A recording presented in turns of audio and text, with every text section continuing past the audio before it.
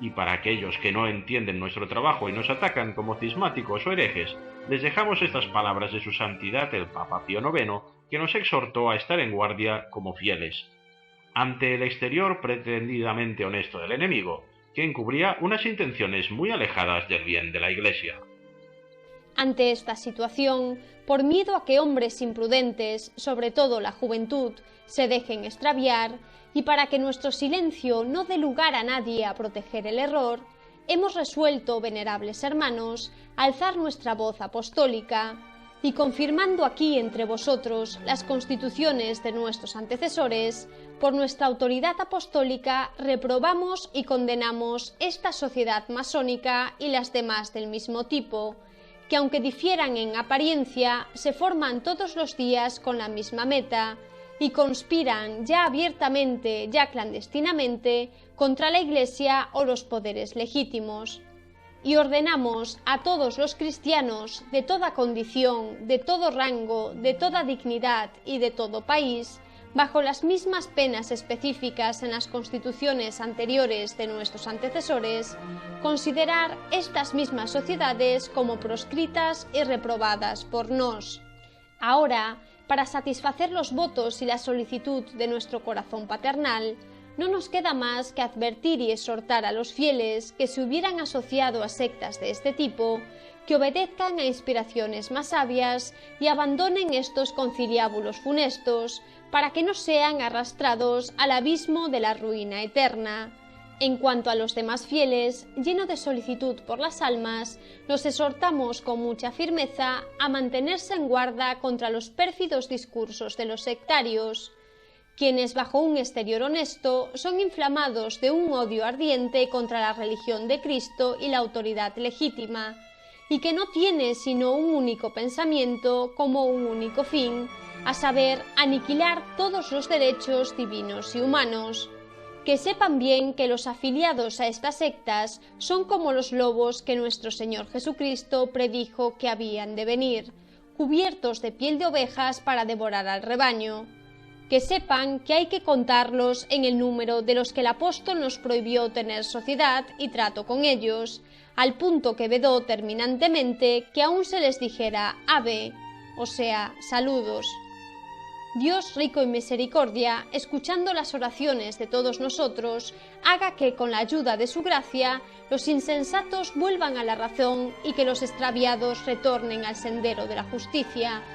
reprimiendo Dios los furores de los hombres depravados que por medio de dichas sociedades preparan actos impíos y criminales, puedan la Iglesia y la sociedad humana descansar un poco de males tan numerosos e inveterados.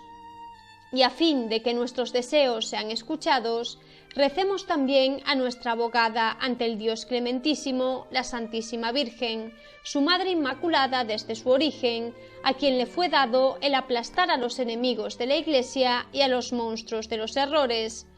Imploremos también el amparo de los bienaventurados apóstoles Pedro y Pablo, por cuya sangre gloriosa esta noble ciudad fue consagrada. Nos confiamos que con su ayuda y asistencia obtendremos más fácilmente lo que pedimos a la bondad divina. Avanzamos nuevamente en el tiempo hasta el siguiente pontificado, muy posiblemente el más completo en cuanto al tratamiento, descripción y enseñanza sobre la amenaza masónica. Vamos a dar una especial importancia a todo lo publicado por el Papa, su Santidad León XIII, sobre la masonería, de ello la extensión que vamos a darle a lo escrito por él. Estamos en 1884. Su Santidad el Papa León XIII escribe y publica la encíclica Humanum Genus, concretamente el 30 de abril de este 1884. Vamos a dividir por temas todo lo que escribió para la instrucción de ustedes, para que puedan identificar lo que en aquellos días fue la amenaza y que hoy está ya reinando completamente en el mundo a día de hoy por la desactivación de la vigilancia que había sido llevada a cabo desde la Iglesia, una desactivación que, como hemos dicho ya anteriormente, tuvo lugar en el Concilio Vaticano II Escuchemos, pues, a su santidad el Papa León XIII. El género humano, después de apartarse miserablemente de Dios, creador y dador de los bienes celestiales, por envidia del demonio, quedó dividido en dos campos contrarios, de los cuales el uno combate sin descanso por la verdad y la virtud, y el otro lucha por todo cuanto es contrario a la virtud y a la verdad. El primer campo es el reino de Dios en la tierra, es decir, la Iglesia verdadera de Jesucristo. Los que quieren adherirse a esta de corazón, como conviene para su salvación, necesitan entregarse al servicio de Dios y de su unigénito Hijo, con todo su entendimiento y toda su voluntad. El otro campo es el reino de Satanás. Bajo su jurisdicción y poder se encuentran todos los que, siguiendo los funestos ejemplos de su caudillo y de nuestros primeros padres, se niegan a obedecer la ley divina y eterna y emprenden multitud de obras prescindiendo de Dios o combatiendo contra Dios. Con aguda visión ha descrito San Agustín estos dos reinos como dos ciudades de contrarias leyes y deseos, y con sutil brevedad ha compendiado la causa eficiente de una y otra en estas palabras. Dos amores edificaron dos ciudades. El amor de sí mismo hasta el desprecio de Dios edificó la ciudad terrena. El amor de Dios hasta el desprecio de sí mismo la ciudad celestial. Durante todos los siglos han estado luchando entre sí con diversas armas y múltiples tácticas, aunque no siempre con el mismo ímpetu y ardor. En nuestros días, todos los que favorecen el campo peor parecen conspirar a una y pelear con la mayor vehemencia bajo la guía y con el auxilio de la masonería, sociedad extensamente dilatada y firmemente constituida por todas partes. No disimulan ya sus propósitos, se levantan con suma audacia contra la majestad de Dios, maquinan abiertamente la ruina de la Santa Iglesia, con el propósito de despojar enteramente, si pudiesen, a los pueblos cristianos de los beneficios que les ganó Jesucristo nuestro Salvador. Deplorándonos estos males, la caridad nos urge y obliga a clamar repetidamente a Dios. Mira que bravean tus enemigos y yerguen la cabeza los que te aborrecen, tienden asechanzas a tu pueblo y se conjuran contra tus protegidos. Dicen, ea, borrémoslos del número de las naciones. Ante un peligro tan inminente, en medio de una guerra tan despiadada y tenaz contra el cristianismo, es nuestro deber señalar este peligro, descubrir a los adversarios, resistir en lo posible sus tácticas y propósitos, para que no perezcan eternamente aquellos cuya salvación nos está confiada, y para que no solo permanezca firme y entero el reino de Jesucristo, cuya defensa nos hemos tomado, sino que se dilate todavía con nuevos elementos por todo el orbe. He aquí que su santidad el Papa León XIII nuevamente refiere que es deber de los responsables de la Iglesia señalar este peligro, descubrir a los adversarios y resistir en lo posible sus tácticas y propósitos, para que no perezcan las almas y para que el reinado de Jesucristo no solamente no mengüe, sino que se dilate. A día de hoy nos encontramos con que le han quitado la verja al campo que es el reino de Jesucristo y han entrado todo tipo de aves y pájaros asquerosos y aborrecibles, jabalíes, ranas y absolutamente de todo, y nadie dice nada. Esto, señores, es una farsa. Ya lo sería en sí mismo por la ausencia de enseñanza sobre la existencia de una amenaza. Cuanto más cuando la amenaza toma cuerpo en la propia cátedra de la Iglesia y se constituye, además, en autoridad de la misma Iglesia. Prosigue su santidad el Papa León XIII. Nuestros antecesores, los romanos pontífices, velando solícitamente por la salvación del pueblo cristiano, conocieron la personalidad y las intenciones de este capital enemigo tan pronto comenzó a salir de las tinieblas de su oculta conjuración. Los romanos pontífices, previendo el futuro, dieron la señal de alarma frente al peligro y advirtieron a los príncipes y a los pueblos para que no se dejaran sorprender por las artimañas y las acechanzas preparadas para engañarlos.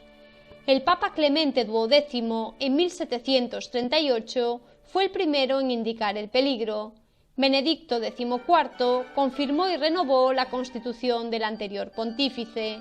Pío VII siguió las huellas de ambos, y León XII, incluyendo en su constitución apostólica Quo Graviora toda la legislación dada en esta materia por los papas anteriores, la ratificó y confirmó para siempre.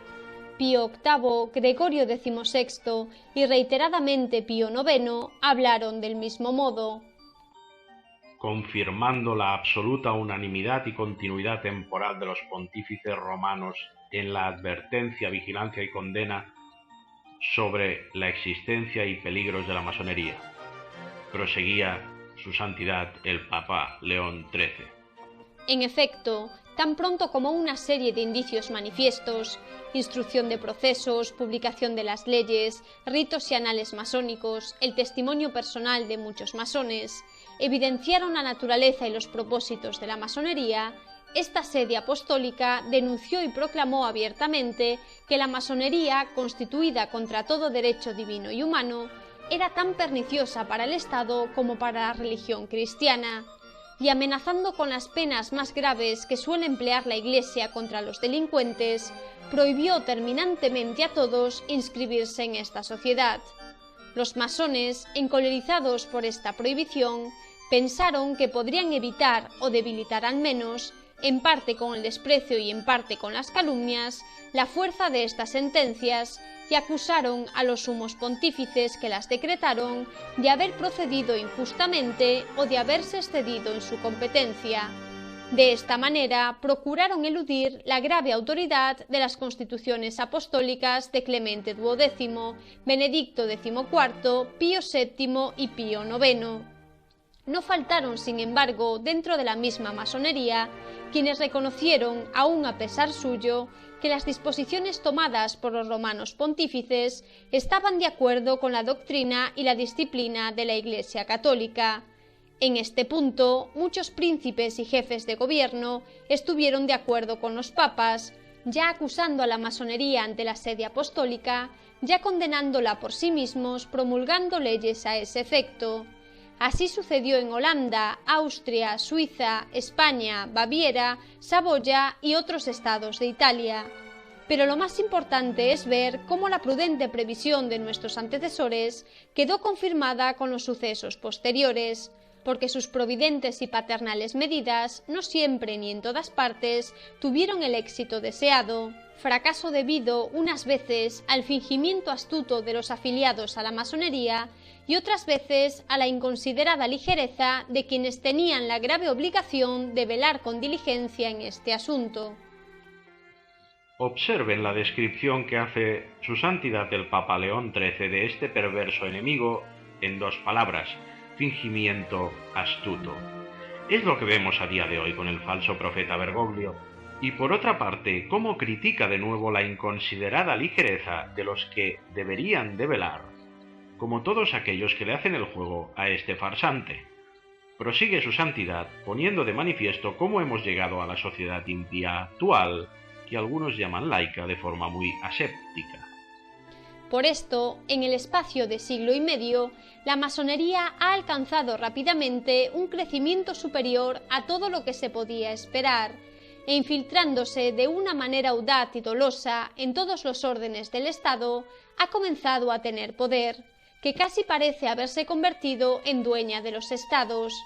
A este tan rápido y terrible progreso se ha seguido sobre la Iglesia, sobre el poder de los príncipes y sobre la misma salud pública la ruina prevista ya mucho antes por nuestros antecesores, porque hemos llegado a tal situación que con razón debemos temer grandemente por el futuro. No ciertamente por el futuro de la Iglesia, cuyo fundamento es demasiado firme para que pueda ser socavado por el solo esfuerzo humano, sino por el futuro de aquellas naciones en las que ha logrado una influencia excesiva la secta de que hablamos u otras semejantes que están unidas a ella como satélites auxiliares.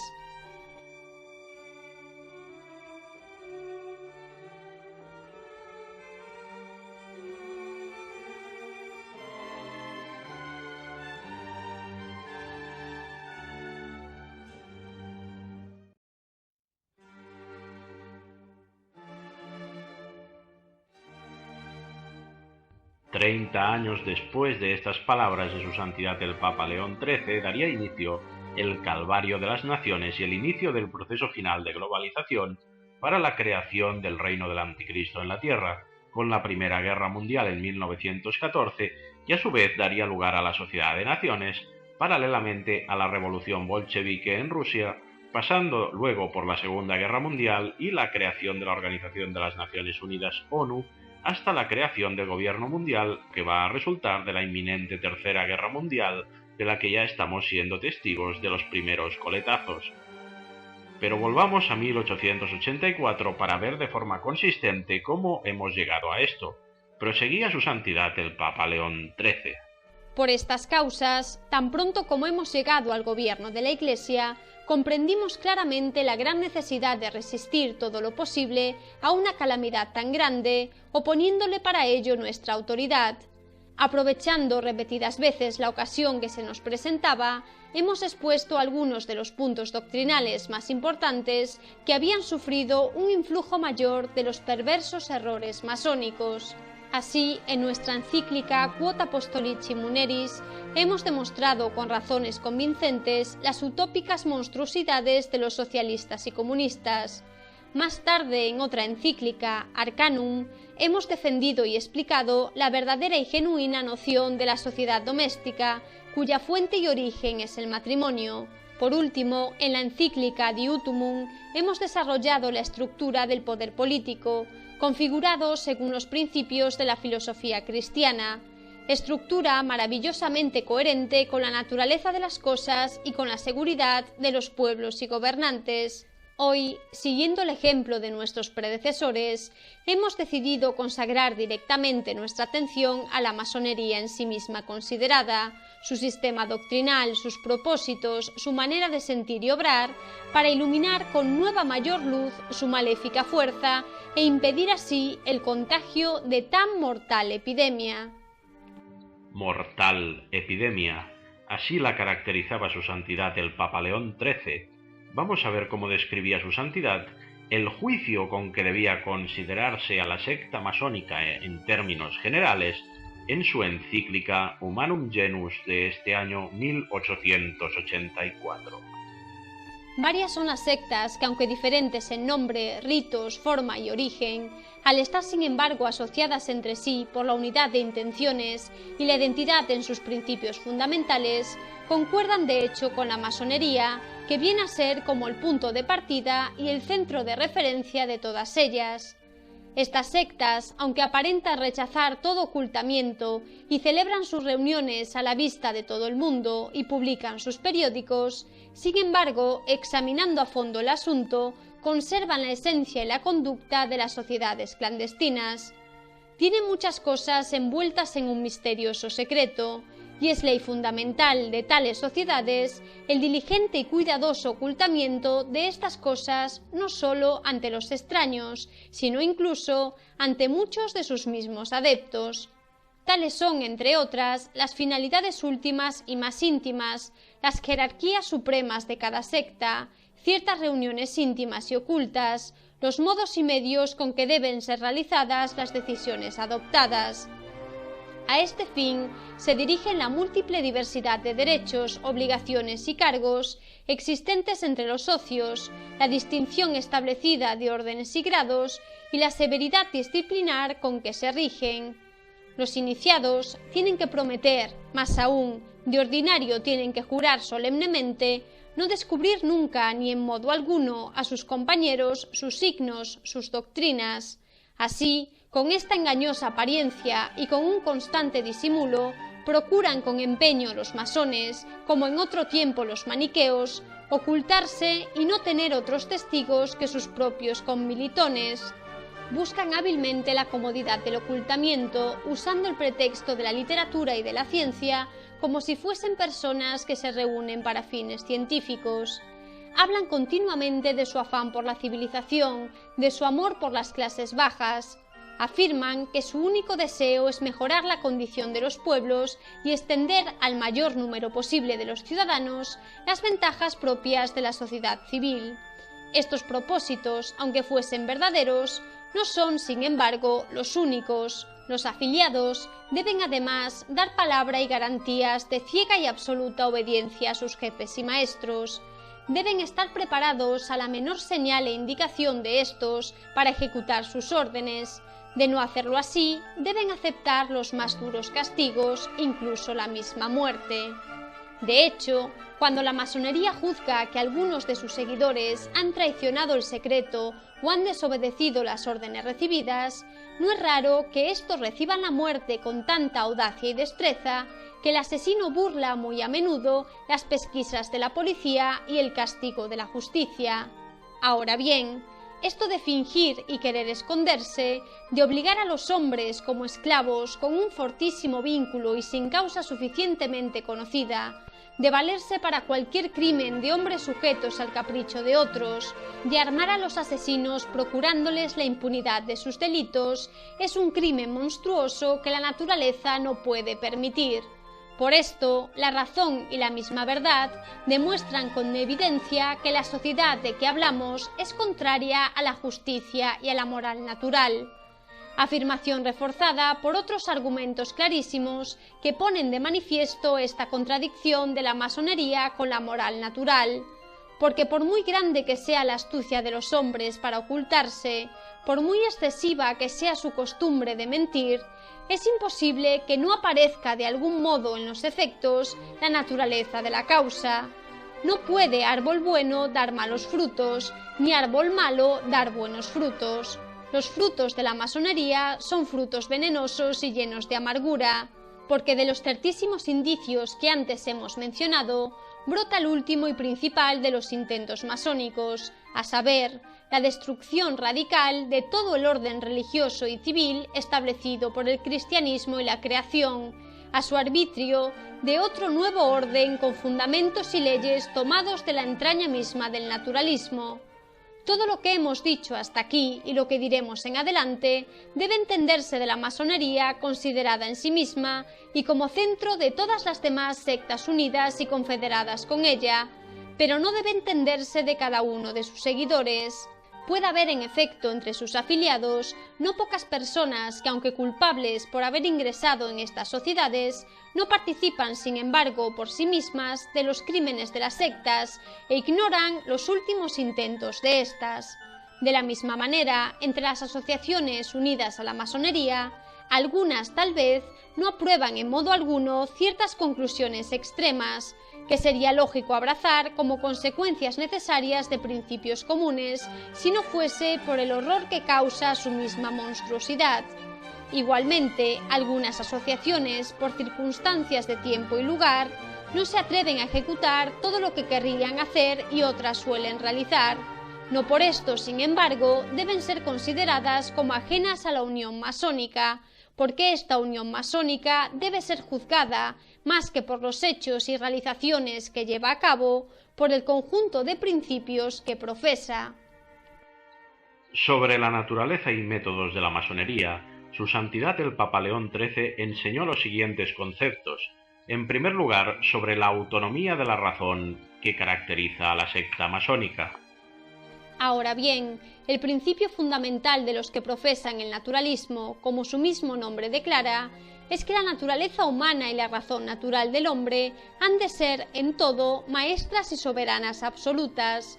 Establecido este principio, los naturalistas o descuidan los deberes para con Dios o tienen de esto un falso concepto impreciso y desviado.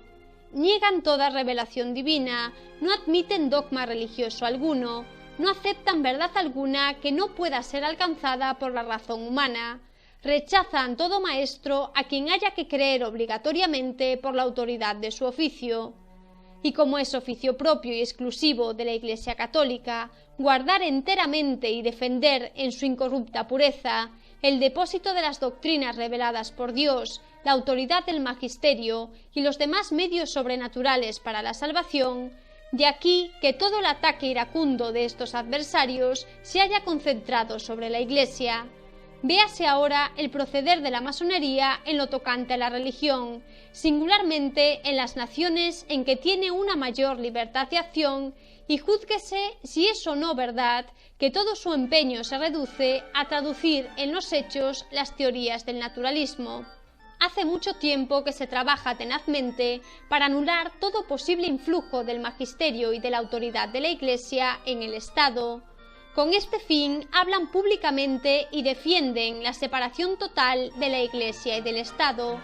Excluyen así de la legislación y de la administración pública el influjo saludable de la religión católica, de lo cual se sigue la tesis de que la constitución total del Estado debe establecerse al margen de las enseñanzas y de los preceptos de la Iglesia. Baste recordar aquí las palabras textuales de Jorge Mario Bergoglio durante las Jornadas Mundiales de la Juventud en Brasil, palabras pronunciadas a finales del mes de julio de 2013. La convivencia pacífica entre las diferentes religiones se ve beneficiada por la laicidad del Estado, que sin asumir como propia ninguna posición confesional, respeta y valora la presencia del factor religioso en la sociedad. Parece ser que no quedan dudas en el juego del quién es quién, ni tampoco quedan dudas sobre el por qué se han enterrado en el olvido las enseñanzas de todos los papas anteriores a Juan XXIII. Hasta ahora hemos visto cómo todos los papas, en cadena hasta León XIII, habían advertido tanto del peligro del indiferentismo religioso, que es objetivo masónico, como de las desastrosas consecuencias de la separación entre Iglesia y Estado al excluir a Dios del gobierno de las naciones y sociedades y dejarlos al libre y corrupto arbitrio del hombre. ¿Qué es lo que hace el falso profeta Bergoglio? Pues promocionar ambos errores, el indiferentismo de cara a destruir la ciudad católica y así posibilitar la religión universal venidera, y todo ello justificado por un respeto humano de un factor religioso indefinido en la sociedad que no es más que la justificación de la exclusión de lo católico, es decir, de la propia Iglesia de Jesucristo, que algunos creen que este personaje gobierna, pero que en realidad es una Iglesia la que gobierna Bergoglio, muy diferente. Pero sigamos escuchando a su santidad el Papa León XIII. Pero no les basta con prescindir de tan buena guía como es la Iglesia. La persiguen además con actuaciones hostiles. Se llega, en efecto, a combatir impunemente de palabra, por escrito y con la enseñanza los mismos fundamentos de la religión católica. Se niegan los derechos de la Iglesia, no se respetan las prerrogativas con que Dios la enriqueció, se reduce al mínimo su libertad de acción, y esto con una legislación en apariencia no muy violenta, pero en realidad dada expresamente para impedir la libertad de la Iglesia.